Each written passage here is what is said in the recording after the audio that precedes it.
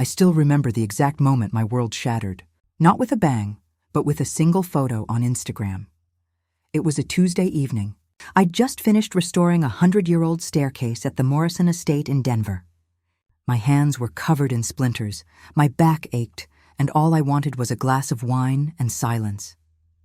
I collapsed into my favorite leather chair, the one I'd rescued from a demolished Victorian home, and restored myself. The sunset was painting my craftsman windows gold, and for a moment, everything felt perfect. Then my phone started buzzing. Once, twice, 3 times. I ignored it at first, reached for my wine instead. The deep red liquid caught the light, and I took a long, slow sip. But the buzzing wouldn't stop. So I grabbed my phone, thinking it was probably just another contractor with questions about the Morrison project. I was wrong. The photo on my screen made my hand freeze mid-scroll. My younger sister, Rachel, draped in the most beautiful white satin wedding dress I'd ever seen. Her face was glowing beneath a delicate lace veil. The caption read, "Final fitting for the big day. Rachel and Marcus, forever starts soon." I stared at that photo for what felt like hours, but was probably only seconds. Wedding? What wedding? My sister was getting married, and I didn't even know she was engaged? My fingers moved frantically across the screen, scrolling through post after post. My cousin Jennifer showing off bridesmaid dresses in dusty rows. My Aunt Maria arranging centerpieces with white hydrangeas and gold accents. My mother's hands holding embossed invitation samples with elegant calligraphy, an invitation I never received. The comment section was worse. 57 comments from relatives, family friends, and people I hadn't seen since high school. Can't wait to celebrate with you next month. The venue looks absolutely stunning. So blessed to witness your love story. Everyone knew. Everyone except me. I clicked on another post, this one from my mother. A photo of her beaming next to Rachel and a man I barely recognized. Marcus something. I'd only met him once, briefly, about 8 months ago. The comments were flooding in there too. Names I recognized. Distant cousins, old family friends, even our next-door neighbor from childhood. They were all invited. They were all going. Everyone but me. My phone rang, startling me so badly I nearly dropped it. Mom's name flashed on the screen. Sarah Mitchell. Perfect timing as always. I pressed accept, my voice coming out steadier than I felt. "Mom, sweetheart." Her voice had that careful, measured tone she used when she was about to say something she knew I wouldn't like. "I was just thinking about you. How's the restoration project going?" My free hand curled into a fist. "Work is fine. I just saw Rachel's wedding dress on Instagram." Silence. 1 heartbeat, 2, 3. "Oh," she cleared her throat. "I was going to call you about that." I stood up, wine forgotten, and moved to the window where the Denver skyline glittered in the distance like broken glass. "You were going to call me? About my own sister's wedding? Mom, was my invitation lost in the mail?" "Jessica." Her tone shifted, that familiar note of disapproval creeping in like frost. "Don't make this about you. You know how sensitive Rachel is." "Sensitive? What does that have to do with—" "You're always so focused on your career," she interrupted. "Rachel felt you wouldn't make time for her anyway. You're just so busy." The room suddenly felt 20 degrees colder. "So you all just decided not to invite me? To my sister's wedding?" "Marcus thinks family is incredibly important," she said, as if that explained everything. "And after you criticized Rachel's coffee shop idea, I co-signed her loan." The words exploded from me. $22,000, Mom. Money I'm still paying back because she quit after 9 months. She had the children to think about. My mother's voice hardened. "Single motherhood isn't easy, Jessica. You wouldn't understand." I pressed my forehead against the cool glass, memories flooding back like a dam breaking. Rachel at 10, breaking Grandma's antique vase and me taking the blame. Rachel at 17, sneaking out to parties while I covered for her. Me at 16, winning an engineering scholarship, and Mom saying, "Well, of course you got it. You're the responsible one, the responsible one. Always the responsible one." "I haven't been forgotten, Mom," I whispered. "I've been erased." "Now you're being dramatic." She sighed, that long, suffering sound that made me feel like an unreasonable child. "We can discuss this later. I need to go help Rachel with the seating charts." The call ended. I stared at my reflection in the darkening window. 35 years old. Successful restoration architect. owner of my own business, and apparently not worthy of a seat at my own sister's wedding. My phone exploded with notifications. Text after text from people who'd seen the posts. Jenna, my best friend since college. Did you see this? Call me now. Andrew, my colleague. Just saw your sister's wedding stuff on social media. What the hell is going on? Even Mrs. Patterson, my elderly neighbor. Dear, are you aware of what's happening with your family? I'm so sorry. The people on the edges of my life had noticed my exclusion before I even knew there was a wedding to be excluded from. I sank back into my chair, and 35 years of being the family fixer crashed down on me like debris from a collapsed building. All those years of being the steady one, the responsible one, the one who showed up when everyone else bailed. I'd co-signed loans, babysat on demand, listened to 3 a.m. breakdowns about Rachel's ex-husband.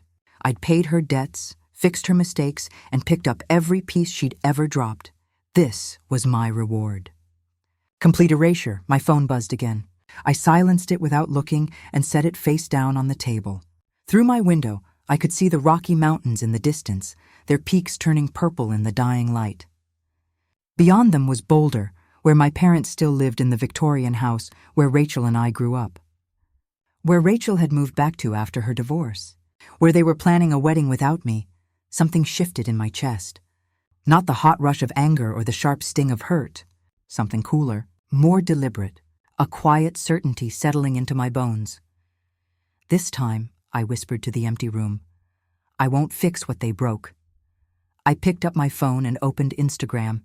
With slow, methodical precision, I unfollowed my sister, then my mother, my father, my aunt, my cousins. Each tap of my finger felt like setting down a 100-pound weight I'd carried for decades.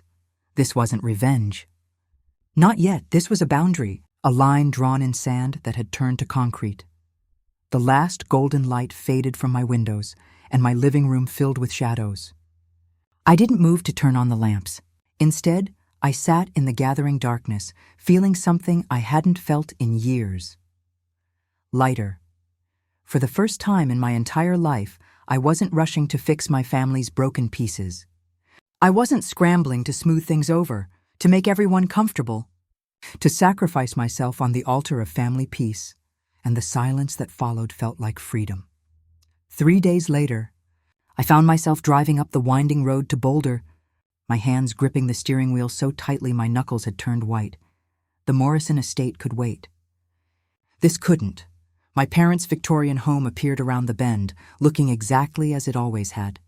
3 stories of pale yellow paint with white gingerbread trim, a wraparound porch, and those distinctive turrets that made it look like something from a fairy tale.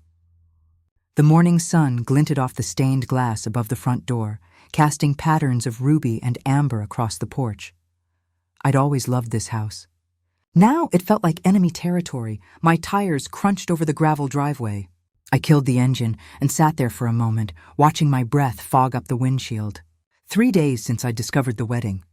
3 days of ignored calls from everyone except Mom, whose voicemails had progressed from concerned to irritated to vaguely threatening. Dad's figure appeared in the garage doorway. Robert Mitchell, always hiding behind his projects. Today it was his beloved 1967 Mustang, the restoration project he'd been working on since I was in high school. He straightened when he saw my car, wiping grease onto a rag that had probably been white once upon a time. His eyes darted toward the house, then back to me. He didn't wave, didn't smile, just stood there like a man watching a storm roll in. I got out of the car, my work boots solid against the gravel. Dad, Jesse. He nodded, already retreating deeper into the garage. Your mother's inside. Of course she was. And of course he wouldn't stand beside her for this conversation. Some things never changed. The screen door creaked as I entered. The house smelled of cinnamon and fresh coffee, Mom's version of emotional preparation. She appeared in the kitchen doorway, her face arranged in careful concern, every line practiced. Jessica. I was just about to call you again. I'm sure you were. I stayed in the entryway, hands in my pockets. I want to know why I wasn't invited to Rachel's wedding. Mom's smile flickered, then reformed like a candle flame in wind. Oh, honey, it's complicated. You've been so focused on your career. Don't. The word cut through her excuse like a blade. That's not a reason, and we both know it. She busied herself with the coffee pot, her hands trembling slightly as she poured. Rachel was afraid you might not approve of Marcus. You can be intimidating sometimes. Intimidating? Because I asked questions when she introduced him after knowing him for 3 weeks. He values family, Jessica. She set 2 mugs on the counter with a soft clink. And you've always been so independent. The garage door opened. Dad shuffled in, eyes fixed on the hardwood floor like a guilty child. Don't make this harder than it already is, he muttered. Harder for whom? I asked, feeling heat rising in my chest. For Rachel? For Marcus? For you two who've been making excuses for her since she was 5 years old? That's not fair. Mom's eyes welled up with practiced tears, the ones she'd been using to win arguments since I was a teenager. Fair? The word came out louder than I intended. Was it fair when I co-signed that business loan for her coffee shop? $22,000, Mom. That's what I paid back when she abandoned it 9 months later. She had the children to think about, Dad interjected, finally meeting my gaze. After Eric left her. Eric left 4 years ago. The coffee shop disaster was last year. I stepped closer to them both. I've been making those loan payments while she posts vacation photos from Sedona and Napa Valley. Single motherhood isn't easy, Mom whispered, as if saying it quietly made it more true. And Marcus is her second chance. Dad's voice grew stronger with this familiar defense. He has a solid job in pharmaceutical sales. He can provide the stability she needs. The pieces clicked together in my mind with sickening clarity. So she found her meal ticket and now I'm an embarrassment? Is that it? Their silence told me everything. Did Marcus say he doesn't want me there? I asked quietly. More silence. Louder than any answer. He thinks... Mom reached for my arm, but I stepped back. He thinks you don't care about family. That you prioritize work over relationships, I laughed. It was a harsh sound, wrong in this homey kitchen with its cinnamon smell and morning light. That's rich. Coming from a man who's known Rachel for 8 months? And he's the authority on who cares about family? Please understand. Mom's voice took on that pleading tone. This wedding means everything to Rachel. After the coffee shop failed. After Eric abandoned her with 2 children. Lily and Max deserve stability, Dad added, always ready to use the grandchildren as shields. Marcus can give them that. 8-year-old Lily and 6-year-old Max. My niece and nephew, who I'd babysat every weekend for 2 years while Rachel went on dates. Who called me Aunt Jessie and drew me pictures that still hung on my refrigerator. And what about me? I asked quietly. What do I deserve after paying her debts? After babysitting every weekend? After being her free therapist at 2 a.m. for months after her divorce? You're stronger, Mom said, as if it were a compliment instead of a life sentence. You've always been the responsible one. You can handle things, the responsible one. The family ATM, the emergency contact, the backup plan. Never the sister worth including in major life events. I turned toward the door, suddenly exhausted. The weight of their expectations, their manipulations, felt heavier than any timber beam I'd ever carried on a construction site. Jessica, please, Mom followed me. We're family. Family. I paused at the door, my hand on the frame. Is that what we are? Dad stepped forward. Where are you going? Away from here, I said simply. If Rachel wants her perfect wedding, she can have it. Without me. I left them standing in the doorway, confusion painted across their faces, as if they genuinely couldn't comprehend that this time I wouldn't absorb the blow and pretend everything was fine. 20 minutes later, I was sliding into a booth at Copper Kettle, the coffee shop where Jenna worked between her graphic design projects. She spotted me immediately and brought over a latte without asking, sliding into the seat across from me. That bad? Jenna had known me since college. She could read disaster on my face from across a crowded room. Worse. I wrapped my hands around the warm mug. Marcus doesn't think I care about family. That's why I wasn't invited. Marcus, she snorted. The guy who's known your sister for half a minute thinks he gets to decide who cares about family? Apparently. Jenna glanced around the nearly empty coffee shop, then pulled out her phone. Speaking of Marcus, she slid it across the table. Kelly took these last night at Downtown Lounge. The photos on her screen made my stomach drop. Marcus. Unmistakably Marcus, with his arm wrapped around a blonde woman who definitely wasn't my sister. They were laughing, heads close together, drinks in hand. In the last image, his lips were pressed against her neck.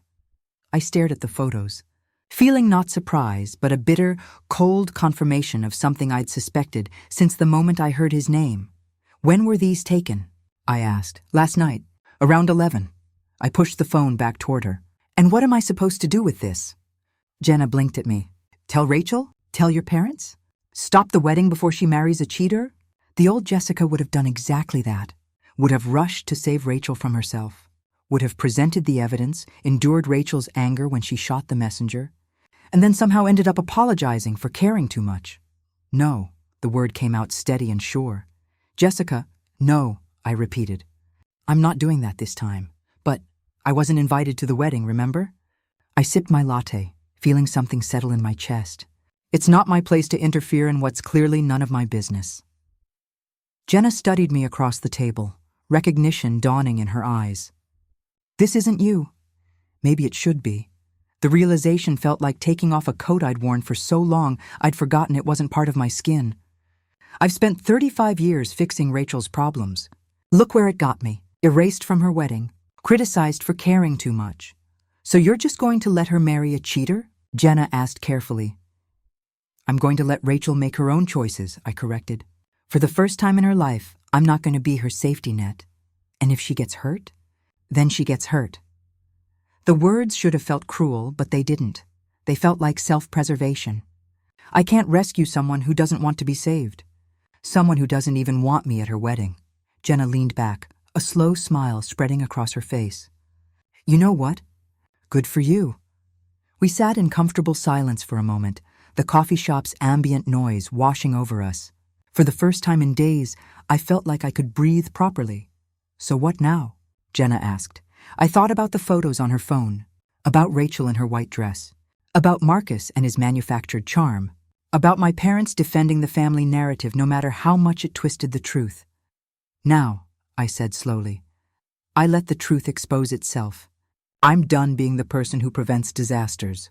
Let's see what happens when I stop holding everything together."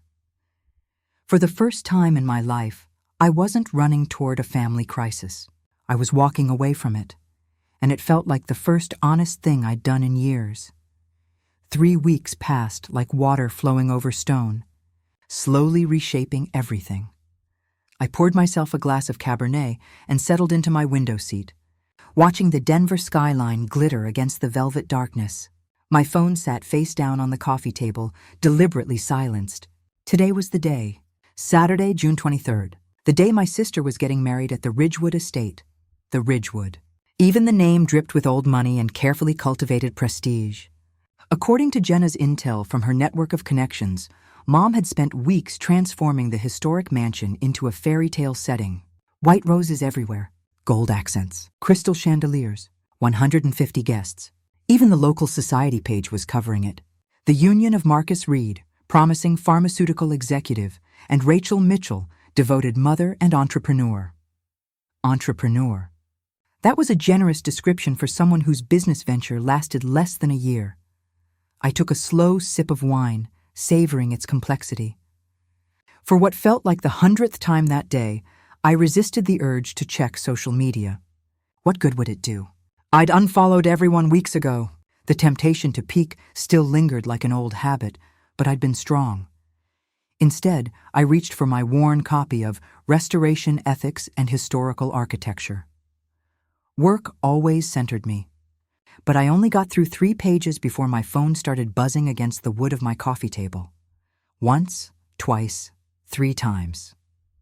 Then continuously, like a swarm of angry bees, something in that desperate rhythm made my stomach clench. I set my book aside and picked up the phone. 27 notifications, all in the last 4 minutes. My thumb hovered over the screen. Part of me wanted to shut it off completely, pour another glass of wine, finish my book in peace. But that old instinct, that responsible one reflex I'd spent years cultivating, made me swipe. A video filled my screen. The footage was shaky, clearly shot on someone's phone from the back of a crowded room. I recognized the Ridgewood's grand ballroom immediately from the photos I'd seen online. White roses cascaded from every surface.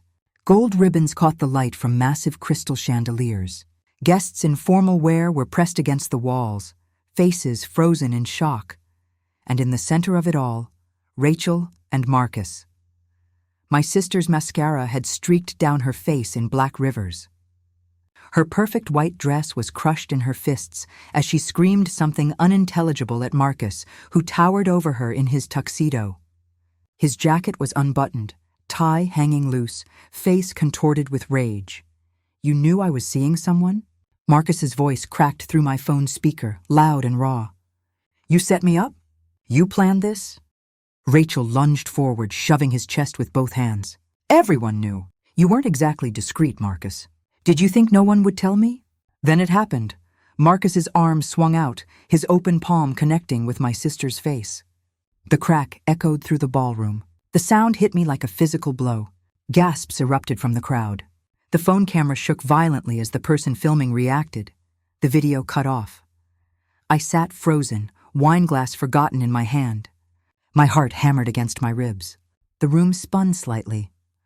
"Oh my God," I whispered to the empty room. I scrolled frantically through the notifications, my hands trembling. Messages flooded in from every direction, people I hadn't heard from in years suddenly reaching out. "Jenna, Jessica, are you seeing this? Call me right now. Andrew from work. Just saw what happened at your sister's wedding. It's all over social media. Are you okay? Mrs. Patterson, dear, your family is on Channel 9. The news is covering it." The news? I switched to the local news app with shaking fingers. There it was, already a breaking story. Society wedding ends in assault charges. Groom arrested after striking bride. The video played again, this time from a different angle. I could see more details now. My mother's face in the background, mouth open in horror, hands pressed to her cheeks. My father lunging forward, only to be held back by two other men in suits. Rachel's veil askew, hand on her reddened cheek. Tears streaming. The news anchor's voice was professionally sympathetic. Police were called to the prestigious Ridgewood estate this evening after Groom. Marcus Reed allegedly assaulted bride Rachel Mitchell during what witnesses describe as a heated confrontation about infidelity allegations. Reed was taken into custody. The bride was treated at the scene by paramedics. I clicked off the phone and tossed it onto the cushion beside me, pressing my hands to my face. My pulse thundered in my ears. Part of me, a part I wasn't proud of, felt a sick sense of vindication. I'd known Marcus was wrong for her. I'd seen the photos of him with that blonde woman. But I'd kept silent because I wasn't invited to have an opinion. I wasn't wanted in her life, but the vindication was quickly swallowed by something else. Genuine concern, actual worry, because no matter our differences, no matter how much my family had hurt me, watching my sister get struck on what should have been the happiest day of her life twisted my stomach into knots, drained my wine glass and poured another with unsteady hands. The phone rang at 11:47. Mom's name flashed on the screen. Sarah Mitchell. I stared at it for 4 rings, my heart rate accelerating with each one. Then I answered. "Mom!" Sobbing erupted from the other end. Desperate, gasping sobs that made her sound 10 years older. "Jessica." Her voice was thin and reedy, barely recognizable. "Your sister? She's hurt. Please, you have to come." I closed my eyes. Those words, the exact words I'd heard 1,000 times in my life for 1,000 different Rachel crises. And always, always, my response had been the same. "I'll be right there. I'll fix it. I'll help." The words were right there on the tip of my tongue. Muscle memory from decades of being the family savior. But something stopped me. The memory of scrolling through wedding photos I was never meant to see. The years of cleaning up Rachel's messes while she skipped ahead to the next disaster. The $22,000 I was still paying back. The way Mom had said, "You wouldn't make time anyway." "I wasn't invited, Mom," I said quietly, each word deliberate. "Remember? I'm too busy with my career, too intimidating. Showing up now would only make things worse." Silence stretched between us, so profound I could hear her hitching breath on the other end. "But she needs you," Mom finally whispered. "She's always needed you." "No," I corrected her gently. "She needed Marcus. She needed stability and status and a fairy tale wedding. What she needed from me was my absence. That's what you all decided. That's not fair, Jessica. I know. I swirled the wine in my glass, watching it catch the lights from the city below. Neither was excluding me, more silence. I could almost see her face, the calculation behind her eyes, searching for the words that always worked before. The guilt card, the family responsibility lecture, the Jessie will fix it certainty that had shaped my entire life. I'm sorry about what happened, I added, my voice softer but firm. Truly, no one deserves that. But I'm not the solution this time, Mom. I can't be. The line went dead without another word. I stared at the phone in my hand, feeling something fundamental shift inside me like tectonic plates settling into new positions. For the first time in 35 years, I'd refused to rush into a family crisis. I'd refused to drop everything and save them from consequences they'd created. The absence of panic surprised me. The lack of guilt shocked me. I set down my wine, walked to my bedroom, and climbed into bed. And for the first time in years, I slept deeply and dreamlessly, without the weight of everyone else's problems pressing down on my chest. The next morning, sunshine streamed through my bedroom windows. I made coffee, sat on my back patio, and watched the mountains turn gold in the early light. My phone showed 43 new notifications. I didn't check a single one. Around noon, Jenna arrived with Thai takeout from that place on 17th Street. We ate at my kitchen island, the news playing on mute on the television across the room. Every few minutes, footage from the wedding disaster would flash across the screen. You holding up okay? Jenna asked, twirling noodles around her fork. This is pretty wild stuff. Surprisingly well, I admitted. Though Mrs. Patterson keeps leaving banana bread on my doorstep. I think I have 4 loaves now, Jenna laughed. The universal language of crisis comfort. She means well. Your mom call again. Last night, I set down my chopsticks. I didn't go. Jenna's eyebrows shot up.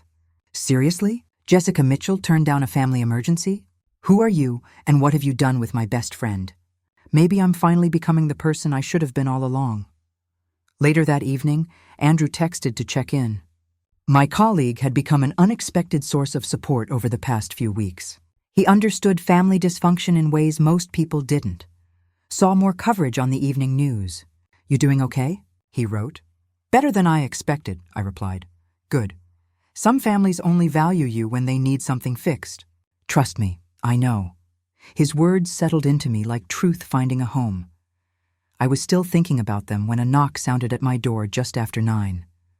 Through the peephole, I saw my father standing on my porch. He was soaked from the sudden downpour that had started 20 minutes ago. No umbrella. Rain streamed from his silver hair down his weathered face. He looked 20 years older than when I'd seen him last. Jessica, he called, voice barely audible through the door. Please, I need to talk to you. I leaned my forehead against the cool wood, feeling the vibration of his knocking against my skin. Every instinct screamed at me to open the door, to help. To fix. It's about the house, he added, desperation cracking his voice. The bank is threatening foreclosure. My hand froze on the doorknob. Foreclosure? My parents had owned that Victorian home for 35 years. Part of me wanted to pretend I wasn't home. To let him stand in the rain and feel what abandonment tasted like. But his slumped shoulders, his rain-soaked appearance, pulled at something deep and ingrained in me.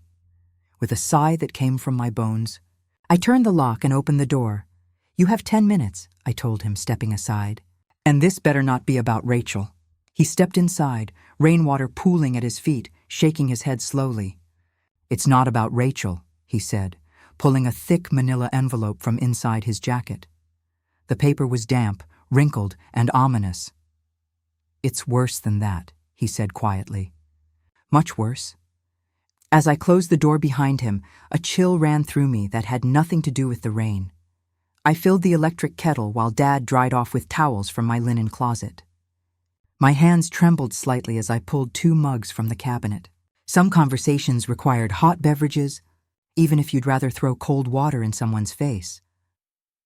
When he emerged from my bathroom, damp but no longer dripping, he looked smaller somehow, diminished. The confident carpenter who'd taught me to use a level and read building plans had been replaced by this hunched, exhausted man clutching a manila envelope like it contained his death sentence. Maybe it did. "We've been lying to you," he said without preamble, before I'd even poured the tea. "About the money. About everything." The kettle whistled, a sharp sound that made us both flinch. I poured hot water over tea bags with mechanical precision, buying myself seconds to process his words. "What money?" I asked, though something in my gut already knew. "The monthly checks you've been sending. For the house." He slid the envelope across my dining table. "It wasn't for the mortgage." I set down the kettle carefully, feeling the room tilt slightly. "What do you mean it wasn't for the mortgage?" "That's what you told me 4 years ago." "I know," his voice cracked. "But it was for something else, a loan. A home equity line of credit." My fingers felt numb as I opened the envelope and spread the contents across my polished oak table. Bank statements, loan documents, notices with threatening red letters. My eyes caught on numbers, dates, signatures. The loan amount stopped my breath, $195,000. "You took out a HELOC?" My voice came from somewhere far away. "For almost $200,000? He nodded, unable to meet my eyes. I scanned the documents with the same meticulous attention I used for building inspections, looking for the flaw, the crack in the foundation. And there it was. The co-signers listed at the bottom, Sarah Mitchell and Rachel Mitchell. Wait. I looked up sharply. "Rachel co-signed this? But she hasn't lived in your house for 3 years." Dad's silence was deafening. "How could she co-sign if she doesn't live there?" I pressed. "The bank requires proof of residence for co-signers on a HELOC. Your mother." He stopped, swallowed hard. "She told the bank Rachel was living with us. Provided utility bills, mail, made it look legitimate. Understanding crashed over me like ice water. So the money I've been sending every month was going toward the HELOC payments," he finished. "Not the original mortgage. We never had trouble with the mortgage, Jessica." That was a lie. I grabbed my laptop from the desk, my movements jerky with shock. Pulled up my banking records. Started calculating with trembling fingers. 4 years. 12 months per year. $1,100 every single month. $52,800. My voice sounded hollow. "You've taken almost $53,000 from me under false pretenses. Jessica, where did the money go?" I demanded, slamming my hand on the table. A mug jumped, spilling tea across the loan documents. Neither of us moved to clean it up. "What was the HELOC for?" Dad's face crumbled. "Rachel's debts. The legal fees after Eric left. The down payment on her house. Marcus had requirements about where they would live. He wanted her in a good neighborhood, a proper home." I laughed. It was a bitter, ugly sound that didn't belong in my carefully restored craftsman home. "Marcus, the man who hit her at their wedding yesterday. That's who got my money?" "We thought he would take care of her," Dad said weakly. "He seemed stable. He had a good job. So you committed bank fraud to help my sister impress her boyfriend?" I stood up, needing to move, needing to do something with the rage building in my chest. "Do you understand what you've done?" "It was for the children," he tried. "Lily and Max needed—" "Don't you dare use those kids as an excuse." The words exploded from me. "Don't you dare hide behind 8- and 6-year-old children to justify fraud?" I paced to my window, staring out at the rain-slicked street. My reflection looked back at me, and I barely recognized the woman I saw. 35 years of being the responsible one, the reliable one, the one who could be lied to, manipulated, and stolen from because she'd always forgive. She'd always understand. Not anymore. I turned back to my father. "How much is left on the HELOC?" He rubbed his weathered face. "About $70,000. The foreclosure notice came yesterday. They're calling the entire balance due immediately." "Why?" I asked. "Banks don't just call loans due without reason." "The wedding," he said quietly. "After the news coverage, after Marcus's arrest hit the media, the bank looked into our financials. They discovered Rachel doesn't actually live at the property. They're calling it fraud, Jessica. They want their money now, or they take the house." I walked to my office, grabbed my phone and camera, and returned. Started photographing every single document with methodical precision. "What are you doing?" Dad asked, alarm creeping into his voice. "Documenting fraud." Click, another photo. Bank fraud specifically. Falsifying residence information on a loan application. Using my money to make fraudulent loan payments. You can't... I absolutely can.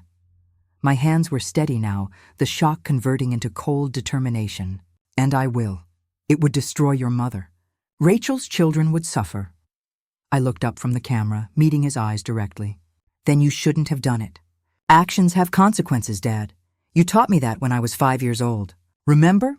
When I broke your drill and you made me work off the replacement cost? His face went pale. I learned that lesson, I continued. Apparently, no one else in this family did. My phone buzzed. A text from Andrew. Bank contact info coming your way. My cousin works in mortgage fraud investigations. I looked back at my father. Why now? Why tell me this after 4 years of lies? Your mother thought we could refinance, he admitted. Hide it under a new loan. But after the wedding disaster hit the news, after Marcus's arrest became public, no bank will touch us. Rachel's name is all over the media coverage. We're toxic, and? I prompted, and I couldn't live with it anymore. His voice broke. Not after you were excluded from the wedding. Not after seeing how we've treated you your entire life. You're my daughter, Jessica, and we've been stealing from you. At least he could finally use the right word. How much did Rachel know? I asked. Nothing, he said quickly. Your mother handled everything. Rachel just signed where she was told. She thought it was a refinance, just helping Mom with paperwork. I wanted to believe him. For Rachel's sake, for my niece and nephew's sake, I wanted to believe my sister hadn't been part of this. Does she know now? I asked. No, with everything that happened yesterday, we haven't told her. She's staying with Aunt Maria right now. Still in shock from Marcus. I photographed the last document and set down my camera. Here's what's going to happen. You're going to leave these documents with me. I'm going to consult with a lawyer. And then we're going to have a family meeting. Everyone. You, Mom, and Rachel. Jessica, no negotiation. I cut him off. You came here asking for help. This is how it works now. On my terms. With complete honesty. Or you can walk out that door and handle the foreclosure on your own. He stared at me for a long moment, seeing someone he didn't recognize. His reliable daughter, the one who always said yes, had been replaced by a woman with boundaries and consequences. Okay, he finally whispered. Whatever you want. Good. I walked to the door and opened it. Go home. Don't tell Mom I have these documents yet. I'll contact you in 2 days with a time and place for our meeting. He stood slowly, gathering his damp jacket. At the door, he paused. I'm sorry, Jessie. For everything, I didn't respond. Just closed the door behind him and locked it. Then I leaned against that door and slid down to the floor, shaking. Not from fear or sadness, but from pure crystalline rage. They'd stolen from me. For years. While I worked 60-hour weeks, while I paid off Rachel's business loan, while I sent money every month believing I was helping with a mortgage that didn't need help. They'd been using my money to fund Rachel's new life, to impress Marcus, to buy my sister a house in the right neighborhood so she could marry a man who turned out to be an abusive cheater. I pulled out my phone and called Jenna. She answered on the first ring. Everything okay? Your dad's car just left your place. Of course she'd noticed. Jenna lived 3 blocks away and had been keeping tabs on me since the wedding disaster. I need you to come over, I said, and bring whatever wine you have. We need to talk about fraud, betrayal, and how to burn down a family legacy without actually committing arson. Be there in 10 minutes. I hung up and stared at the pile of documents on my dining table. Evidence of systematic theft. Evidence that the family I'd sacrificed everything for had been using me as a personal ATM for years. The responsible one. That's what they'd always called me. The one they could count on. The one who would always help, always forgive, always come running when they called.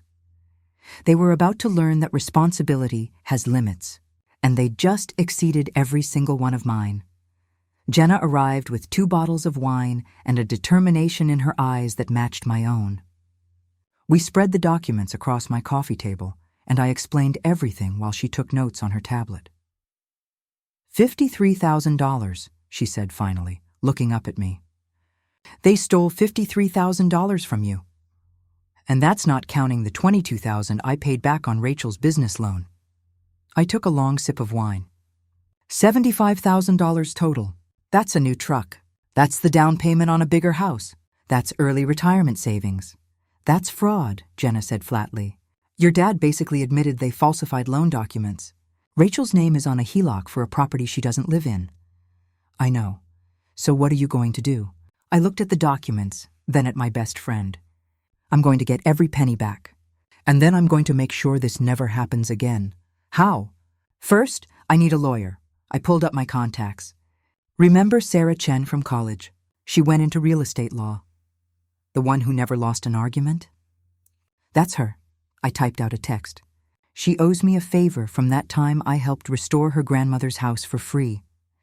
The response came back in under 2 minutes. Call me tomorrow. 9 a.m. This sounds serious. The next morning, I sat in Sarah Chen's downtown Denver office, a gleaming space with floor-to-ceiling windows overlooking the city. She'd aged well, her black hair now streaked with silver, but her sharp eyes were exactly as I remembered. Let me make sure I understand this correctly, Sarah said, flipping through photographs of the documents. Your parents told you they needed help with mortgage payments. You sent money for 4 years, but they actually used it for HELOC payments on a loan your sister co-signed while not living at the property. That's correct? And you have no legal obligation to pay this loan? None. My name isn't on anything. Sarah sat back, fingers steepled under her chin. Jessica, this is textbook fraud. Multiple counts. Bank fraud for the false residency claim. Theft by deception for taking your money under false pretenses. Possibly even identity theft if they used your information anywhere. Can I get my money back? Potentially. But it's complicated. She pulled up something on her computer. The money went into loan payments, not their personal accounts. It technically went to a legitimate debt, just not the one they told you about. My stomach sank. So I'm just out $75,000? I didn't say that. Sarah's smile was sharp. I said it's complicated. Here's what I recommend. We demand they transfer ownership of something of equal value.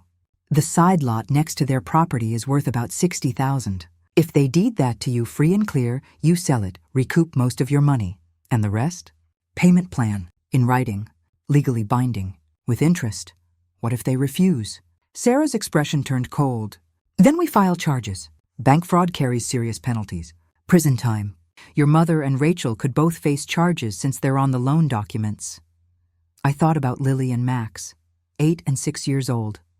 Did I really want to put their mother and grandmother in prison? But then I thought about 35 years of being used, of being the family safety net, of being excluded from a wedding while they spent my money to impress the groom. Draw up the papers, I said. I want that side lot, a payment plan for the remainder, and a legally binding agreement that they never ask me for money again. Done. Sarah started typing. When do you want to meet with them? This weekend. Neutral location. Your conference room? I'll have everything ready. I called my father that afternoon. Saturday, 2 p.m. downtown, Sarah Chen's law office on 16th Street. A lawyer? His voice cracked. Jessica, is that really necessary? Yes, tell Mom and Rachel. Everyone needs to be there. Your sister's still recovering from... Then she can recover at the meeting, I said, my voice cold. This is non-negotiable, Dad. Saturday at 2, or I file fraud charges Monday morning. Silence. We'll be there, he finally said. Saturday arrived with unexpected sunshine. I dressed carefully in my best business suit, the charcoal gray one I wore for important client meetings. Armor. Sarah's conference room was all glass and steel, designed to intimidate. Good. They arrived 5 minutes late. Mom first, her face carefully composed in her usual mask of martyred dignity. Dad behind her, looking like he'd aged another decade. And Rachel, my little sister, with a fading bruise on her cheek and lost eyes that wouldn't meet mine. Sit, I said, gesturing to the chairs across from me and Sarah. Jessica, what is this about? Mom asked, settling into a chair with false confidence. Your father said something about documents? Sarah slid folders across the table to each of them. These are copies of the home equity line of credit you took out 4 years ago. The one Rachel co-signed despite not living at the property. The one you've been paying with Jessica's money while telling her it was for mortgage payments. The color drained from Mom's face. Rachel opened her folder, confusion crossing her features. What is this? I don't understand. You co-signed a loan, Rachel, I said quietly. A loan for $195,000. Mom told the bank you lived at the house. You didn't. That's fraud. Rachel looked at Mom. You said it was just a refinance. You said you needed my signature for paperwork. I was protecting you. Mom's voice rose. After Eric left, you needed a fresh start. The children needed stability. Stop using my children as an excuse for your lies. Rachel's voice cracked, and I saw real anger there for the first time in years. What did you do with that money? Your debts, Dad said quietly. The legal fees from the divorce. The down payment on your house. Marcus wanted you in a certain neighborhood. Rachel's hands started shaking. My house? You bought my house with fraud money? With Jessica's money, Sarah corrected. $53,000 over 4 years, sent under false pretenses. My sister turned to me, tears streaming down her face, mixing with the makeup covering her bruise. You've been paying for my house? This whole time? I've been paying for a lot of things, I said. Your business loan, $22,000. Your parents' supposed mortgage crisis, $53,000. Babysitting every weekend for 2 years. Free therapy sessions at 3 a.m. And my reward was being erased from your wedding. I didn't know, Rachel whispered. About the money. About any of it. Mom said you didn't want to come to the wedding, that you were too busy with work. I looked at our mother.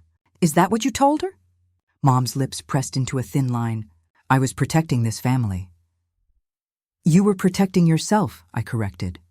From the consequences of your choices. Sarah tapped the folders. Here's what's going to happen.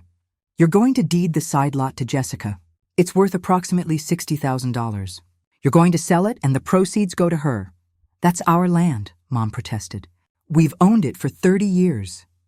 And Jessica has given you $75,000, Sarah shot back. The lot covers most of it.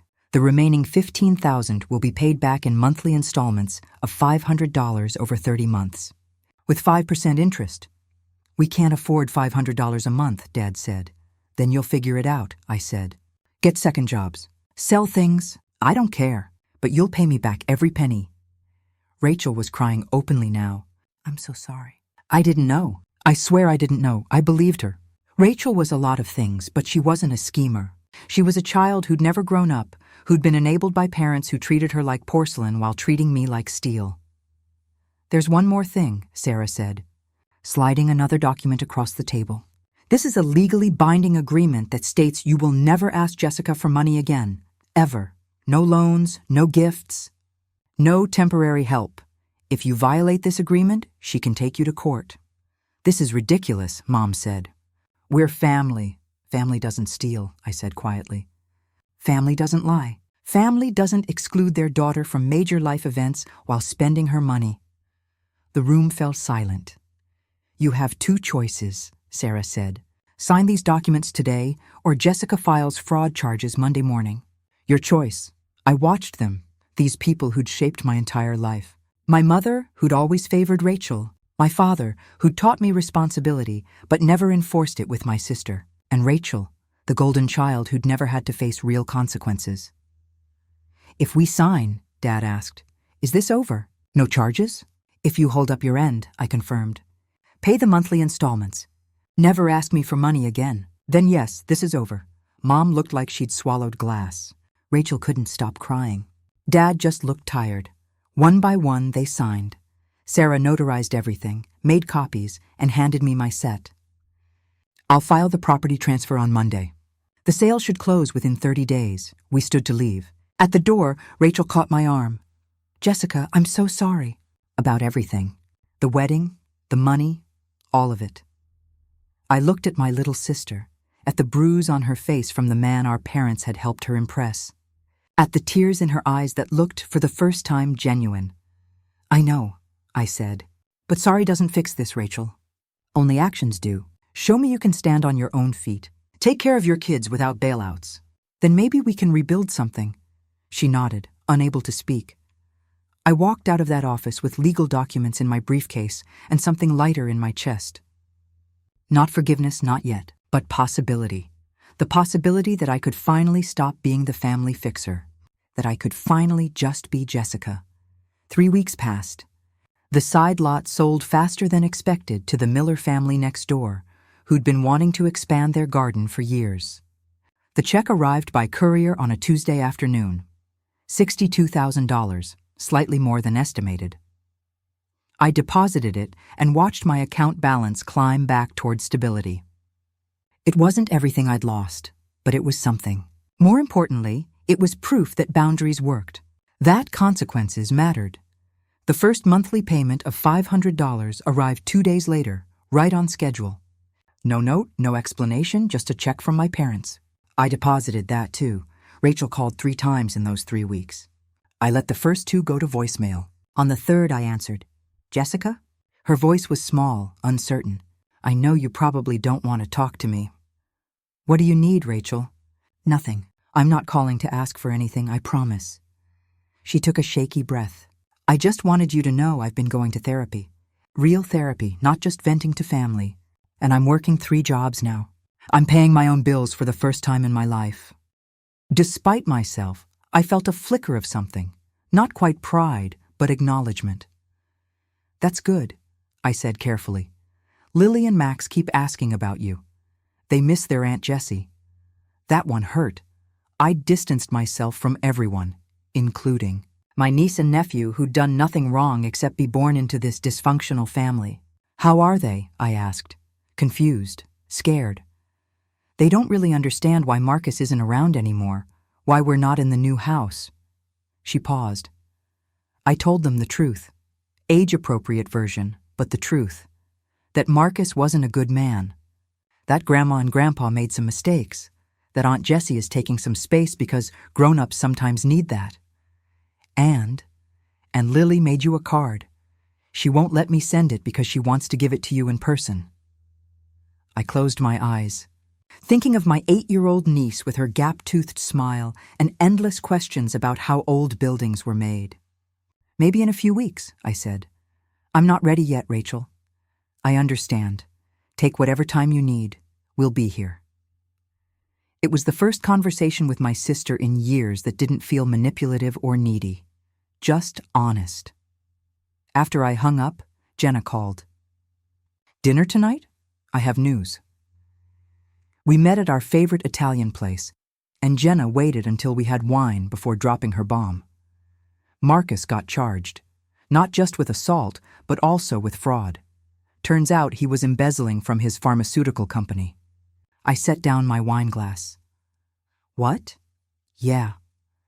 The wedding disaster triggered an internal investigation. They'd been suspicious for months. He was cooking the books, inflating sales reports, pocketing the difference. We're talking hundreds of thousands of dollars. Does Rachel know? If she watches the news, she does. It broke this afternoon. I pulled out my phone and texted Rachel. "I saw the news about Marcus. Are you okay?" Her response came immediately.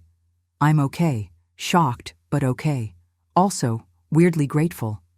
I found out what he was like before the marriage was legal. Dodged a bullet. Several bullets." I showed the text to Jenna, who grinned. "Character growth. She's actually seeing clearly for once." Don't get too excited. One moment of clarity doesn't erase 33 years of bad choices. True. But it's a start. The following Saturday, I decided to visit a place I'd been avoiding.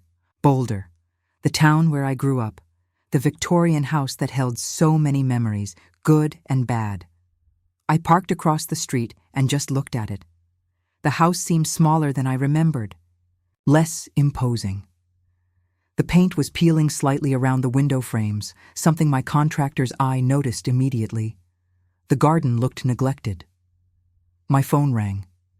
"Dad, Jessica, I saw your truck. Are you outside?" I looked up and saw him at the front window, phone to his ear. "Yeah. Would you like to come in? Your mother's at her book club." Something about that felt significant, an olive branch, or maybe just a coward's way of having a conversation without mediating between his wife and daughter. 5 minutes, I said. He met me at the door, looking older in the daylight. The restoration work on his Mustang had stopped, I noticed. The garage door was closed, the project clearly abandoned. "Coffee?" he offered. "No thanks. I can't stay long." We sat in the living room, the same room where I'd opened Christmas presents as a kid, where Rachel had practiced violin badly, where family gatherings used to feel warm instead of toxic. I owe you an apology, Dad said. A real one, not the partial truth I gave you before. I'm listening. Your mother and I have enabled Rachel her entire life. We know that, but we told ourselves we were protecting her. She was always the fragile one, the one who needed extra help.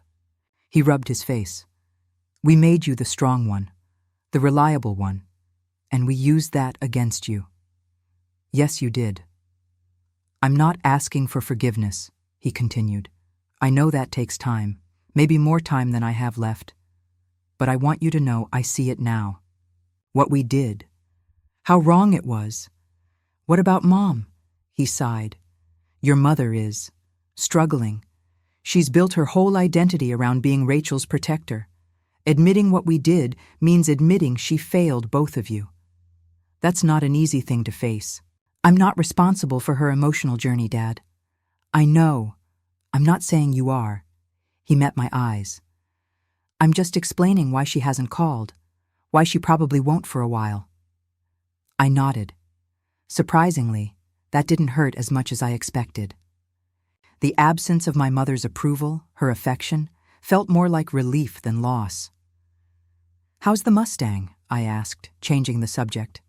He smiled sadly. Haven't touched it. Seems wrong to work on passion projects when I destroyed my relationship with my daughter. It's just a car, Dad. It's more than that. You know that. He gestured around the house. Everything in here is more than what it appears to be. Every room has memories. Most of them include you being there for Rachel while we praised her and took you for granted. I stood up. I should go. Jessica. He stood too. The money, the monthly payments. I want you to know that's coming from me and your mother's retirement accounts. We're cutting into our savings to pay you back. It's not easy, but it's right. Good. At the door, he stopped me. One more thing. Rachel asked if you'd come to Lily's birthday party next month. I know it's a lot to ask. I'll think about it, I said. Not a yes, but not a no. That night, I sat in my window seat with my journal, something I'd started doing after the family meeting. Writing helped me process the tangle of emotions. I wrote, Today I realized I'm not angry anymore.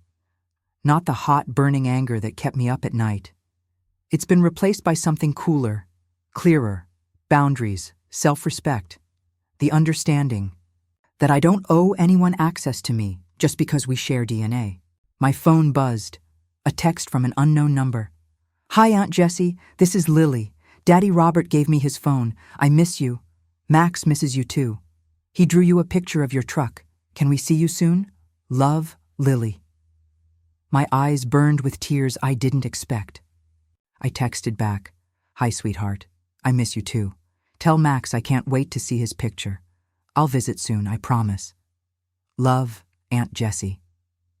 Because that was the thing about boundaries. They weren't walls meant to keep everyone out forever. They were filters. They kept out the toxicity, the manipulation, the people who only valued you for what you could give them. But they let in the good stuff, the genuine love, the honest relationships, the people who respected your worth. 2 days later, I received a letter. Actual handwritten letter, delivered by postal service, from my mother. I stared at it for 10 minutes before opening it. The handwriting was shaky, not like Mom's usual perfect script. Jessica, I'm not good at apologies. I'm not good at admitting when I'm wrong. Your father says that's why I'm writing this letter instead of calling. He says I need to think about what I've done, really think about it before I speak to you. He's right. I failed you. Not just with the loan, but for 35 years. I made Rachel my project and made you my afterthought. I told myself you didn't need me the same way she did. You were so capable, so strong, so independent. But the truth is, I took the easy road. Rachel needed me in obvious ways. You needed me in quieter ways, and I ignored that. I stole from you. I lied to you. I excluded you from your sister's wedding because I was afraid you'd see through Marcus, that you'd object, that you'd make waves. I chose my fantasy over my daughter. I don't expect you to forgive me. I'm not sure I deserve forgiveness. But I wanted you to know that I finally see what I did. And I'm ashamed. Your mother. Not love, Mom. Not with all my heart. Just your mother. Like she knew she'd lost the right to the other titles. I folded the letter and put it in my desk drawer. Maybe someday I'd respond, maybe not. But it was a start. Lily's 9th birthday party arrived on a sunny Saturday in August. I pulled up to Rachel's house, the one my money had helped buy, with a carefully wrapped present in the passenger seat. The house was smaller than I expected. A modest 3-bedroom in a decent neighborhood, but not the luxury property Mom had implied. The yard needed work, but kids' toys scattered across the lawn gave it life. Before I could knock, the door flew open. "Aunt Jessie!" Lily launched herself at me, all 90 pounds of 9-year-old enthusiasm. Max appeared behind her, shyer, holding a folded piece of paper. "Happy birthday, sweetheart," I said, hugging Lily back. Then I crouched down to Max's level. "Is that the picture you drew?" He nodded and handed it over. A crayon drawing of my truck, surprisingly detailed, with "I miss you" written in green letters across the top. "It's perfect," I said, meaning it. "I'm going to hang this in my office." Rachel appeared in the doorway, looking different than I'd ever seen her. No makeup, hair in a simple ponytail, wearing jeans and a t-shirt instead of her usual carefully coordinated outfits. She looked younger somehow, more real. "Thank you for coming," she said quietly. "It means everything to them, to me."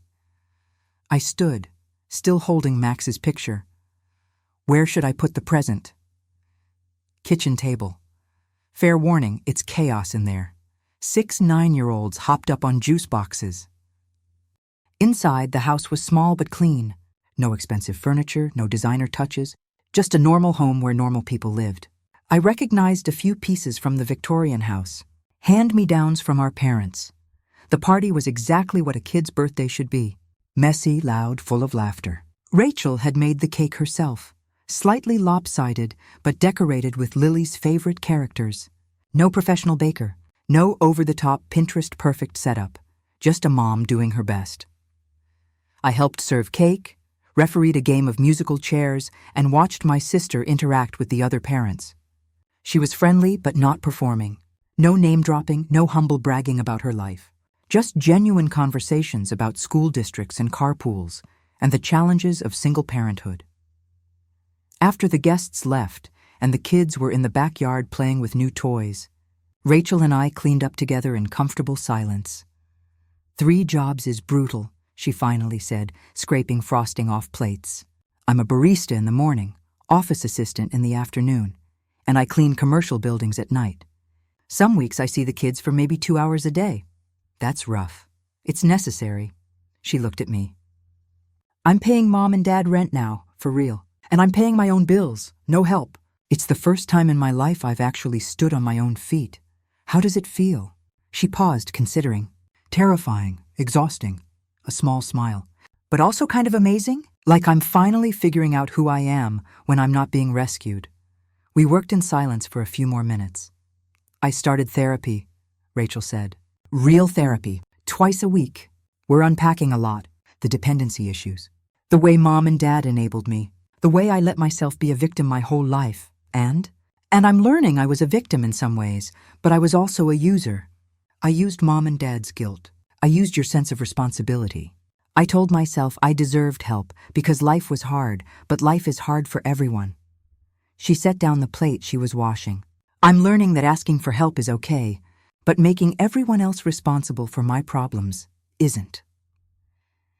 This was the most honest conversation I'd ever had with my sister.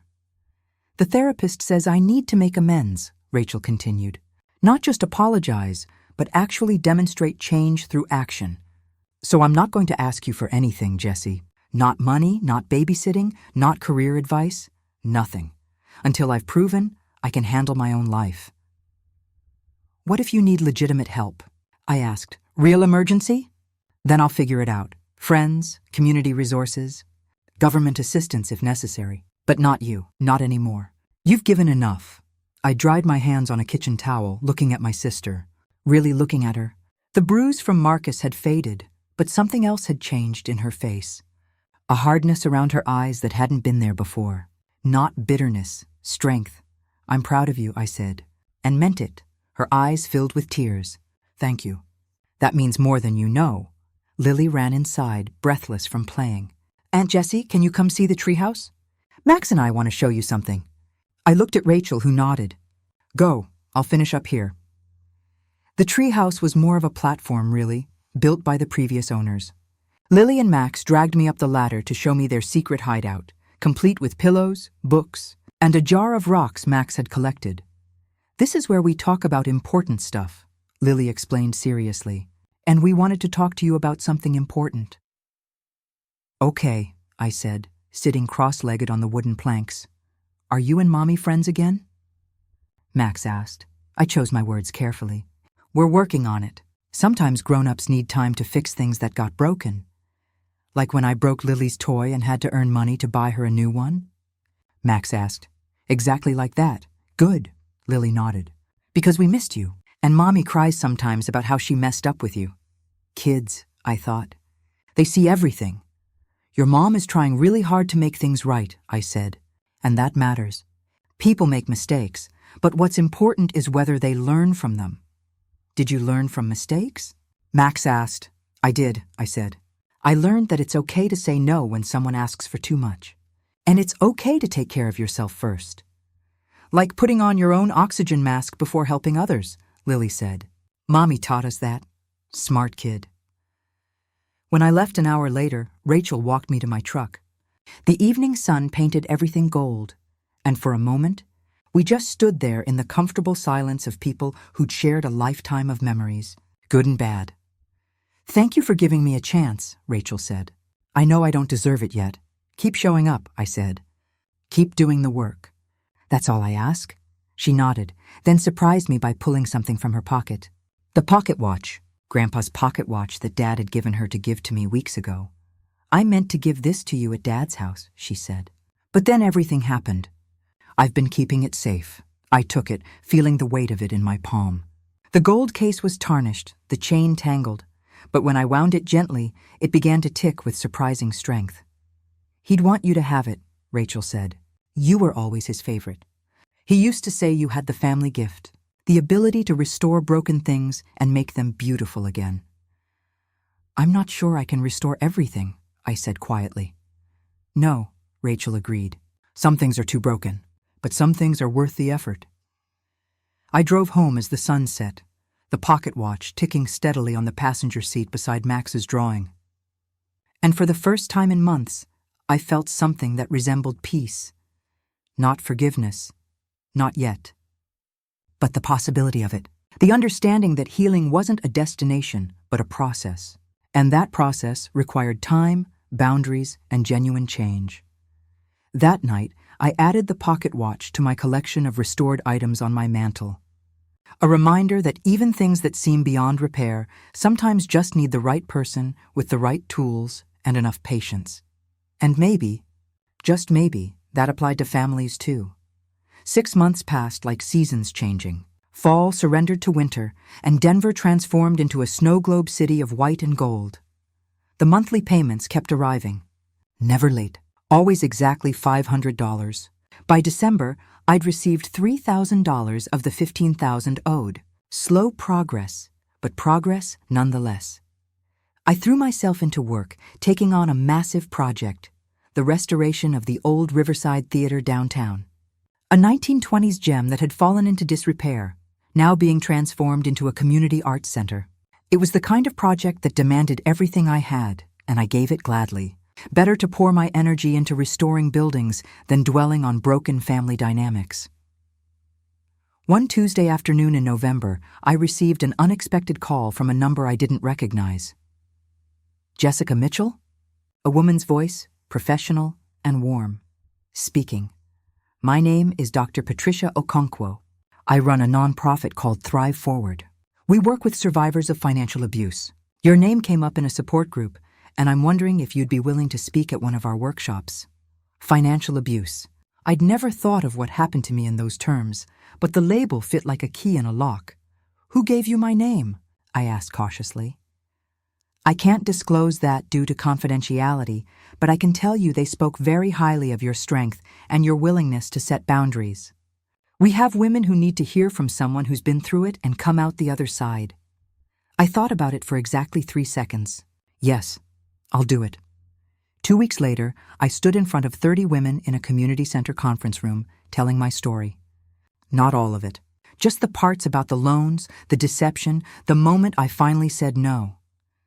For 35 years, I was the family ATM, I said, looking out at faces that understood too well. I told myself I was helping, being a good daughter, a good sister, but there's a difference between helping someone and being used by them. A woman in the back raised her hand. How did you know when to stop? When I realized I wasn't just tired anymore. I was empty. When giving them what they needed meant I had nothing left for myself. After the talk, women lined up to share their own stories. A daughter who'd paid her mother's bills for 20 years while her own savings disappeared. A sister who'd co-signed for a car, then a house, then a business, watching her credit score plummet. A wife who'd discovered her husband had been draining their joint account for his gambling addiction. Different details. Same pattern. Good people being drained dry by family members who'd learned to weaponize love. Dr. Okonkwo pulled me aside afterward. You're a natural at this. Have you ever considered teaching a workshop series? I'm not a therapist, I said. No, but you're someone who lived it and survived it. Sometimes that's more powerful than credentials. I agreed to think about it. That evening, Rachel texted me a photo. Her first paycheck from a new job as an office manager at a dental practice. 1 job instead of 3. Better hours, benefits. Look at that. Her text read, daytime job with weekends off. I can actually have dinner with my kids now. I texted back, proud of you. That's huge. 3 dots appeared then. Thank you for not giving up on me. Even when I gave you every reason to. Christmas approached, and with it, the inevitable question, would I join the family for the holidays? Mom called. First time I'd heard her voice since receiving her letter months ago. Jessica, it's your mother. Hi, Mom. Awkward silence. Your father and I are hosting Christmas dinner. Rachel and the kids will be here. We'd like you to come. No pressure. No guilt trip. No manipulation. Just a simple invitation. What time? I asked. 2 o'clock. Dinner at 3. I'll think about it. That's all I ask. She hung up without the usual dramatics. Growth, I thought. Small, but real. I discussed it with Jenna over coffee the next day. What do you want to do? She asked. Not what you think you should do. What do you actually want? I considered. I want to see Lily and Max. I want to see if my parents have actually changed. But I don't want to spend 6 hours trapped in that house. So set a boundary. Go for 2 hours. Bring your own car so you can leave when you want. Simple. Why hadn't I thought of that? Christmas Day arrived cold and bright.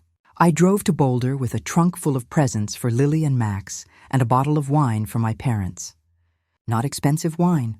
Not cheap wine. Just appropriate wine. The Victorian house looked different somehow. Smaller. Less intimidating. Just a house. Rachel answered the door, flower on her apron, looking harried but happy. You came. I said I'd think about it. I thought, yes. The kids are going to lose their minds. She hugged me quickly, then pulled back. Fair warning, Grandma's been cooking since yesterday and the house smells like a restaurant. Inside, the familiar sense of Christmas hit me. Pine from the tree, cinnamon from Mom's cookies roasting turkey from the kitchen. Lily and Max appeared at the top of the stairs and thundered down like a small herd. Presents first or after dinner? Max asked. After dinner, Rachel said. Nice try. Dad appeared from the garage, wiping his hands. Jessica, Merry Christmas. Merry Christmas, Dad. Mom emerged from the kitchen, apron on, looking nervous. You're here. I'm here. We stared at each other for a moment, years of hurt and healing hanging between us. Your timing's perfect, she said finally. Turkey's almost ready. Dinner was strange. Not bad strange, but different strange. Conversations that felt genuine instead of performative. Mom asking about my theater restoration project and actually listening to the answer. Dad sharing updates about his Mustang restoration he'd started again. Rachel talking about her new job without drama or crisis. Lily and Max filled the silences with kid, chatter about school and friends and the Christmas program they'd been in. It felt almost normal. After dinner, while Lily and Max tore into presents, Mom pulled me aside into the kitchen. "I wanted you to know," she said quietly. "Your father and I have been going to counseling. Couples therapy. We're working on our codependency issues with Rachel." I nearly dropped the plate I was drying. "Therapy? You?" "I know," she smiled sadly. "Your mother, who always has all the answers, sitting in a therapist's office admitting she doesn't. But we needed help. We needed to understand why we enabled Rachel and used you. And what have you learned?" She set down the dish towel, meeting my eyes directly for perhaps the first time in years. "That I was so afraid of Rachel falling apart that I made you hold everyone together. That I mistook your strength for invulnerability. That I hurt you terribly while trying to save your sister from pain."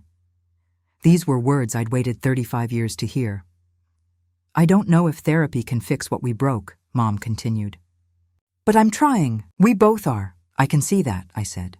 "And it matters." In the living room, Lily held up a bracelet I'd given her, hand stamped with her name. "Look, Grandma, Aunt Jessie made this." "It's beautiful," Mom said. And for once, there was no comparison to what Rachel might have made. No subtle criticism. Just genuine appreciation. I left after 2 hours, exactly as I'd planned. Not because things went badly, but because boundaries meant honoring my own limits. Rachel walked me to my truck. "Thank you for coming," she said. It meant everything to the kids. "To me, they're good kids," I said. "You're doing a great job with them." "I'm trying." She shoved her hands in her pockets. "Jessica, there's something I need to tell you. Marcus's trial is coming up. Fraud charges, embezzlement, the assault on me. The prosecutor wants me to testify. Will you?" "Yes, and they want to know if you'd be willing to testify about the family financial situation. How Marcus's requirements influenced Mom and Dad's loan decisions." I leaned against my truck, processing. "That would mean making everything public." "I know. And I wouldn't blame you for saying no. But the prosecutor thinks it shows pattern of behavior. Marcus manipulating situations, demanding things, pressuring people into illegal activity." "Send me the prosecutor's contact info," I said.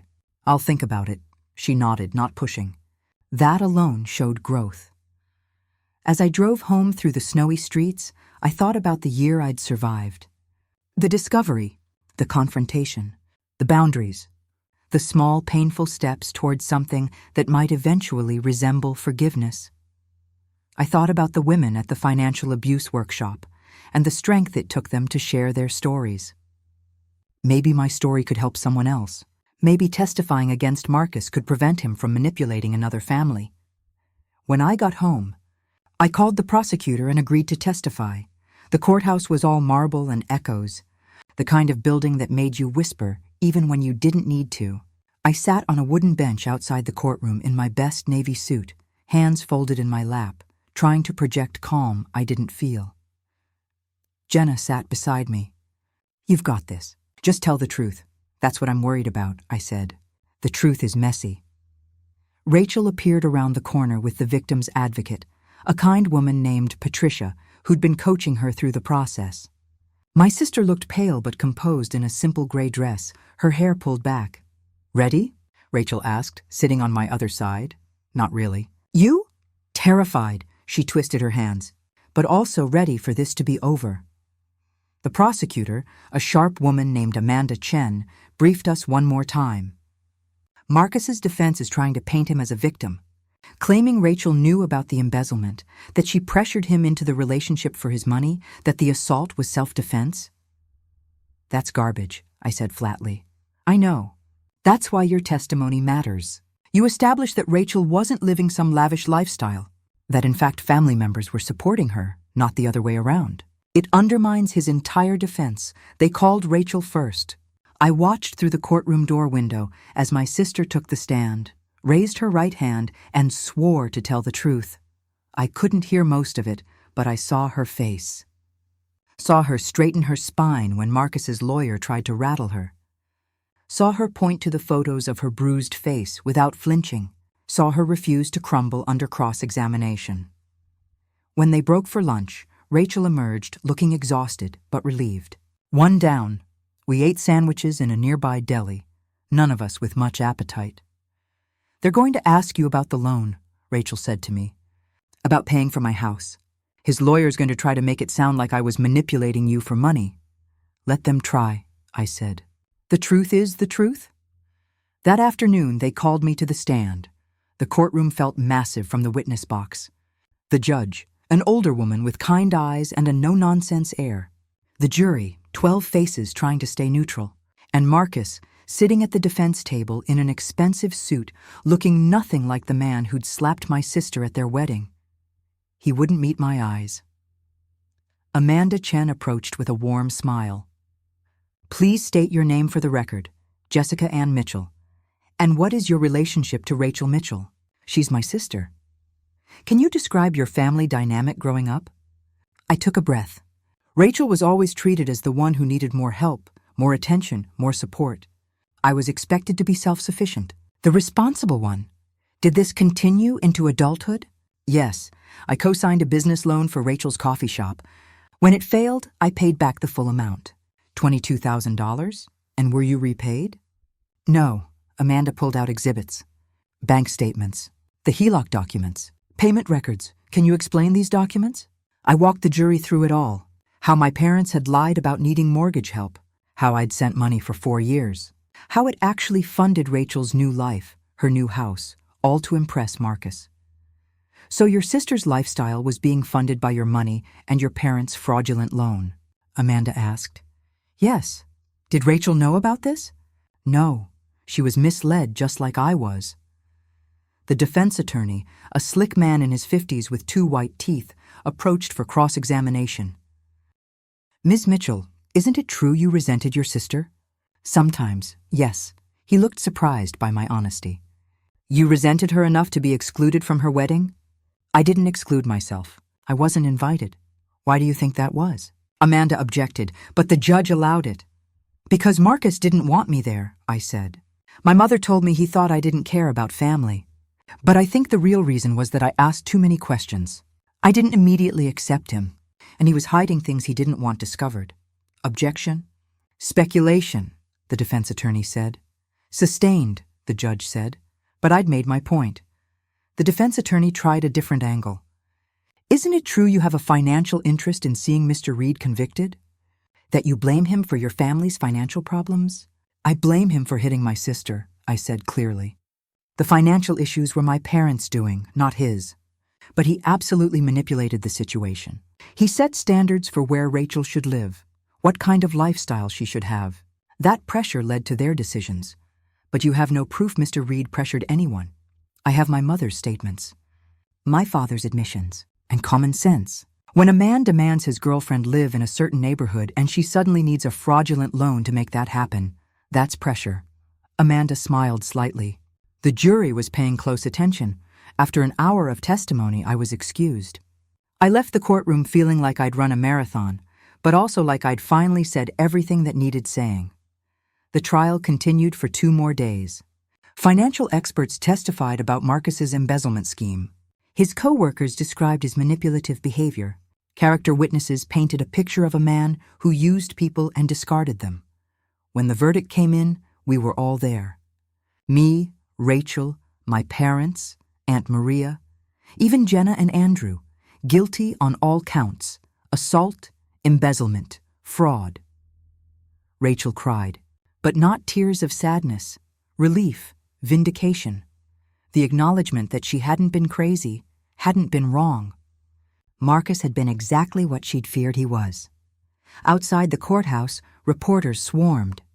Rachel gave a brief statement, her voice steady. Today, justice was served. Not just for me, but for everyone who's ever been manipulated or abused by someone they trusted. I want to thank my family for standing by me, especially my sister Jessica, who showed me what real strength looks like. I stood beside her, hand on her shoulder, as cameras flashed. That evening, Mom hosted a quiet dinner at the Victorian house. Just family. No dramatics, no celebration. Just the quiet acknowledgement that something had ended and something else might begin. "I'm proud of you both," Dad said over dessert. "What you did today took courage." Testifying against Marcus was easy, Rachel said. Facing what I let happen to my own family was hard. Mom reached across the table and squeezed my hand. Thank you for still showing up. After everything. I'm not doing it for you, I said honestly. I'm doing it for Lily and Max. They deserve to have a family that's trying. That's fair, Mom said. Later, while Rachel helped Lily with homework and Max showed Dad his latest drawings, I stood in the kitchen with my mother, drying dishes in comfortable silence. The therapist says I need to accept that you may never fully forgive me, Mom said quietly. That some damage is permanent. Maybe, I said. Or maybe forgiveness isn't a destination. Maybe it's just choosing not to let the past poison the present. She nodded, tears in her eyes. I can work with that. I drove home that night feeling something I hadn't felt in a long time. Hope. Not the naive hope that everything would magically be fixed, but the realistic hope that came from watching people actually try to change. Rachel was standing on her own feet. My parents were in therapy. Marcus was facing consequences, and me? I was finally learning that loving my family didn't mean sacrificing myself for them. The next week, Dr. Okonkwo called again. The feedback from your talk was overwhelming. Would you consider running a monthly workshop series? We'd pay you, of course. I thought about the women I'd met, their stories that mirrored mine, the way sharing our experiences had helped us all feel less alone. Yes, I said. Let's do it. Wonderful. We'll call it Boundaries and Betrayal, Financial Abuse in Families. Perfect. Spring arrived in Colorado like a promise. The mountains shed their snow, revealing green underneath. Wildflowers exploded across the hillsides, and I finished the Riverside Theater restoration, watching as the building that had been crumbling and forgotten transformed into something beautiful again. The grand reopening was scheduled for a Saturday in May. I stood backstage, listening to the mayor give a speech about community and preservation and second chances. And none of this would have been possible without the extraordinary work of Mitchell Restoration, the mayor said. Jessica Mitchell saw potential where others saw only decay. She brought this theater back to life. The applause was gratifying, but what mattered more was the building itself. The restored Art Deco details, the refurbished seats, the stage that would soon host plays and concerts and dance performances. This building, like me, had survived neglect and emerged stronger. Rachel and the kids came to the opening. Lily and Max ran through the theater with wonder, touching the velvet curtains and examining the ornate ceiling. This is amazing, Rachel said, looking around. You did all this? Me and a team of 30 craftspeople, I corrected. But yes, I'm so proud of you, Jessie. It was the first time she'd ever said that. The first time she'd acknowledged my achievements without somehow making it about herself. Thank you, I said, and meant it. My parents came too, Dad examining every detail with a contractor's eye, Mom taking photos for her Facebook. This is extraordinary work, honey, Dad said. Grandpa would have been so proud. I touched the pocket watch in my jacket. I carried it with me for luck now, a reminder that broken things could tick again with the right care. The workshop series for Thrive Forward had grown. What started as 30 women became 50, then 70. We met monthly, sharing stories, strategies, and support. I learned as much from them as they learned from me. One woman, Patricia, shared how her brother had been draining her bank account for years to fund his addiction. Another, Kim, described how her adult children expected her to fund their lifestyles while she worked 2 jobs. Maria talked about her husband's secret credit cards that had destroyed their credit score. Different details. Same pattern, and the same journey toward boundaries and self-preservation. The hardest part, I told them in one session, is accepting that setting boundaries doesn't make you cruel. It makes you healthy, and the people who can't respect your boundaries are telling you exactly who they are. After one workshop, a young woman approached me. Maybe 25, with nervous hands and determined eyes. My mom is threatening to disown me because I won't co-sign for her car loan, she said. She says I'm selfish. That family helps family. Family does help family, I said. But help doesn't mean destroying yourself. Can she actually afford the car payments? No, she lost her last car to repossession. Then co-signing would hurt both of you. You'd end up paying for a car she can't afford, and she'd never learn to live within her means. But she's my mom, and you're her daughter. She should want to protect you, not use you. The woman nodded slowly, something shifting in her face. Thank you. I needed to hear that. These moments, I thought, were why I kept showing up, why I kept telling my story even when it was painful. The monthly payments from my parents continued like clockwork. By June, they'd paid back $8,000 of the $15,000 owed.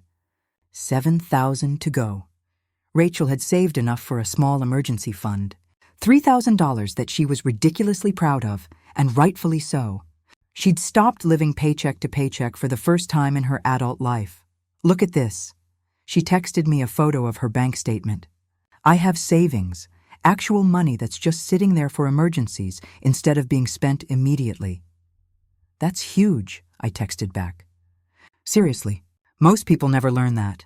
I should have learned it 20 years ago. Better late than never. In July, I received an unexpected call from Marcus's prosecutor. Amanda Chen. I wanted to let you know, she said. Marcus was sentenced today. 8 years for embezzlement, 2 for assault, to be served consecutively. 10 years total. How's Rachel? Relieved, I think. She gave a victim impact statement. Very powerful. Talked about how his manipulation extended beyond her to her entire family. 10 years. It felt like both too much and not enough. But it was something. Accountability, consequences, justice, even if imperfect. That evening, I drove to Rachel's house. Found her on the back porch, a glass of wine in hand, watching Lily and Max play in the yard. I heard about the sentencing, I said, settling into the chair beside her.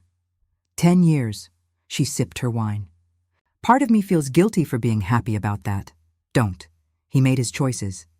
These are the consequences. I keep thinking about how close I came, Rachel said quietly. If someone hadn't photographed him at that bar with that woman, if Jenna hadn't shown you those pictures, if we'd actually gotten married. But you didn't. That's what matters. Because you didn't save me. She looked at me. You let me make my own mistakes, and that was the most loving thing anyone's ever done for me.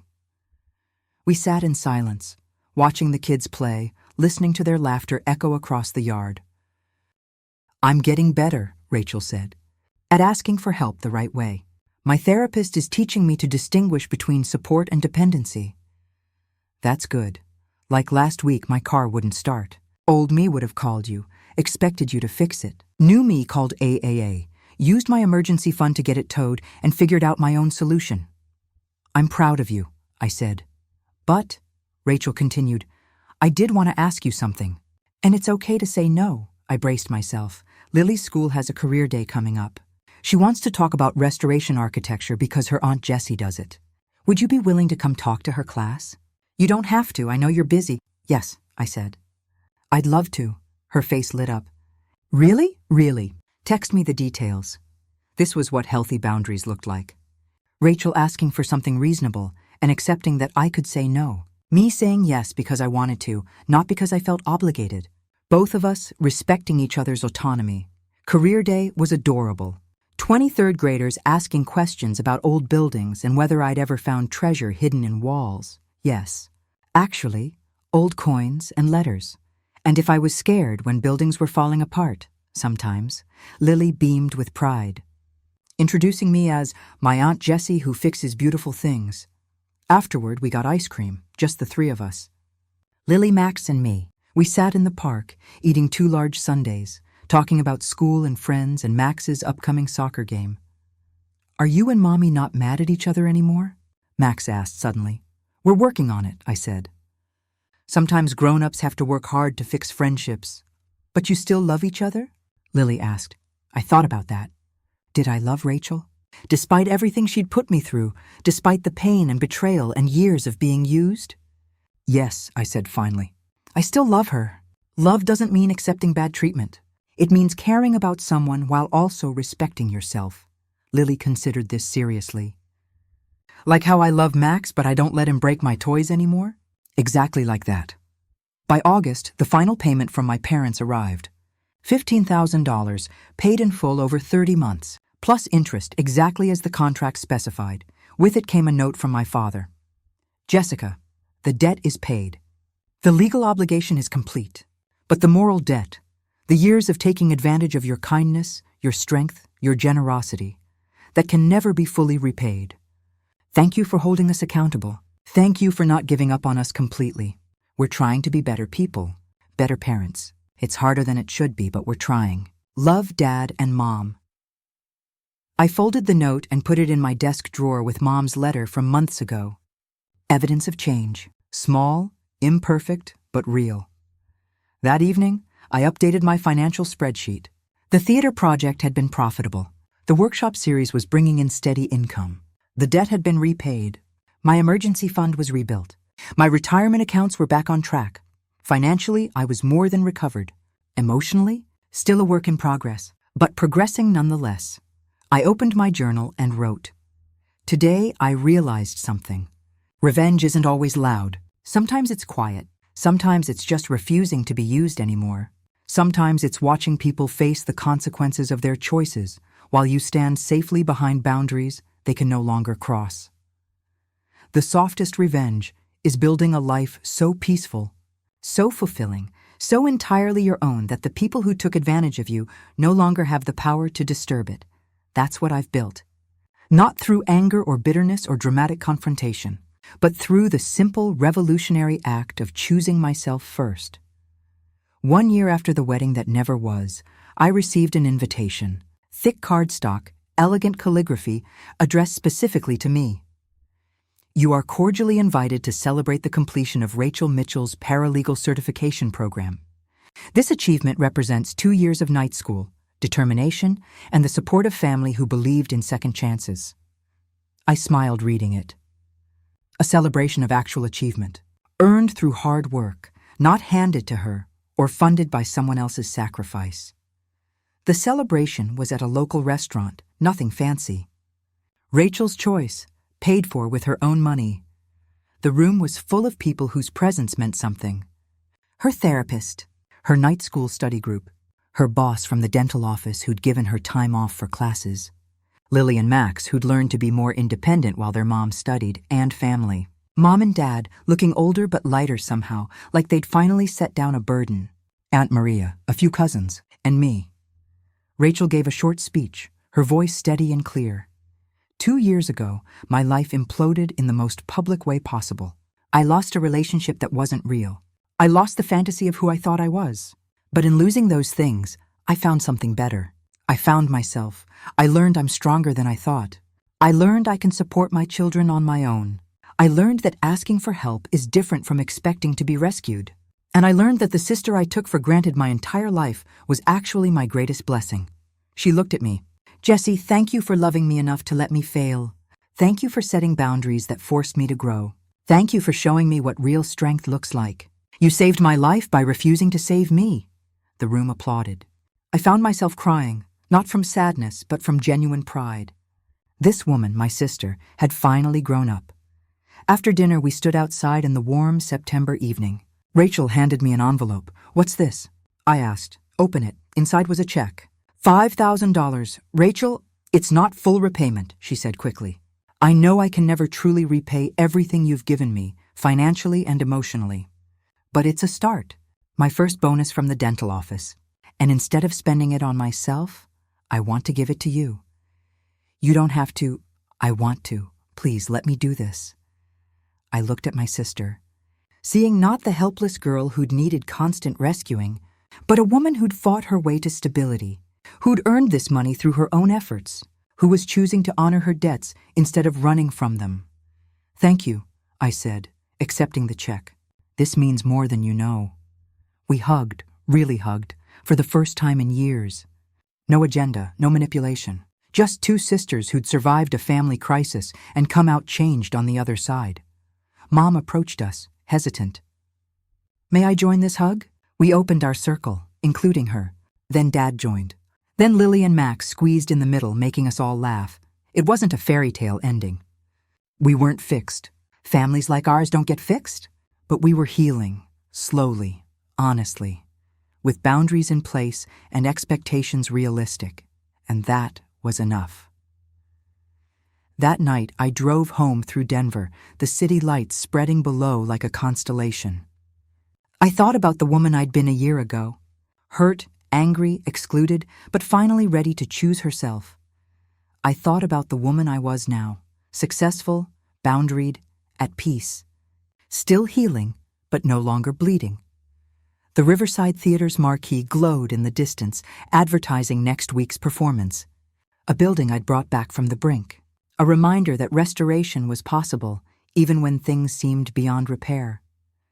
I pulled into my driveway, looked at my Craftsman home with its warm lights and solid foundation. Everything here I'd built myself, not inherited, not gifted, not funded by someone else's sacrifice.